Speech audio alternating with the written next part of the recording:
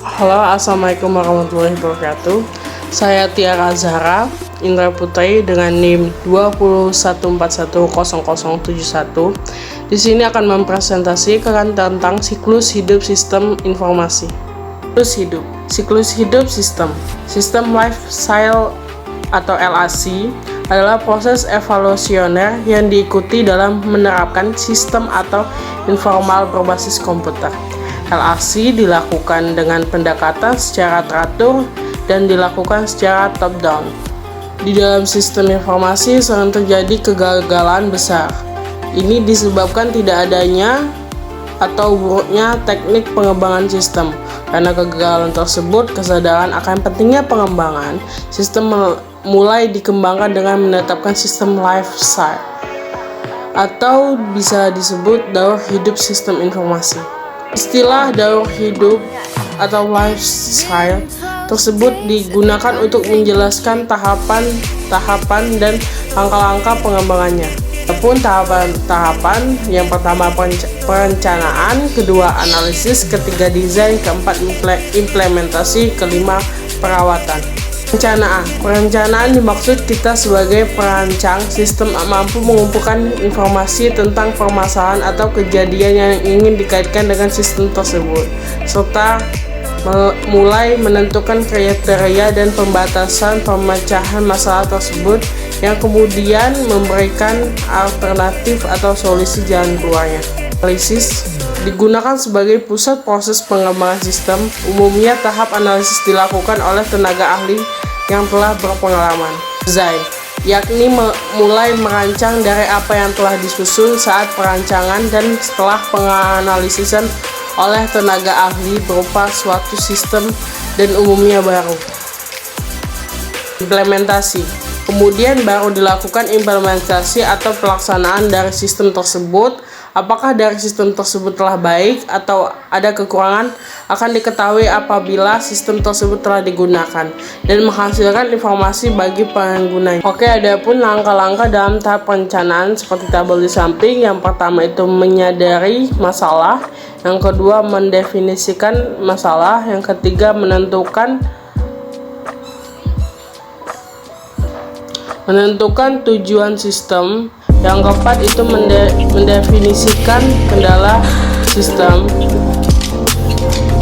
yang kelima itu membuat untuk kelayakan, yang keenam menyiapkan usulan penelitian, yang ketujuh itu setuju atau menolak penelitian proyek, yang delapan menetapkan mekanisme pengendalian.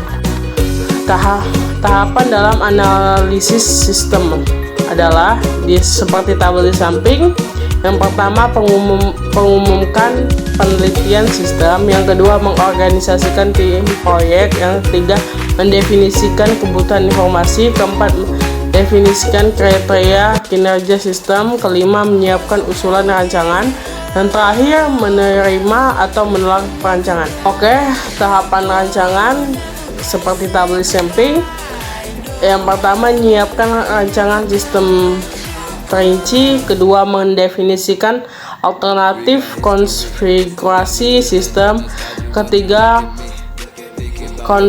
konfigurasi terbaik, yang keempat memilih konfigurasi terbaik, yang kelima menyiapkan usulan penerapannya, yang terakhir menyetujui atau menolak penerapan sistem.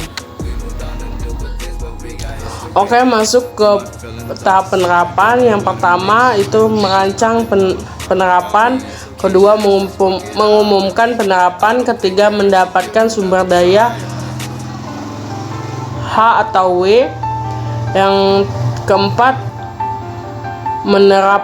mendapatkan sumber daya S atau W, yang kelima menyiapkan database, keenam menyiapkan fasilitas fisik, ketujuh mendidik peserta dan pemakaian.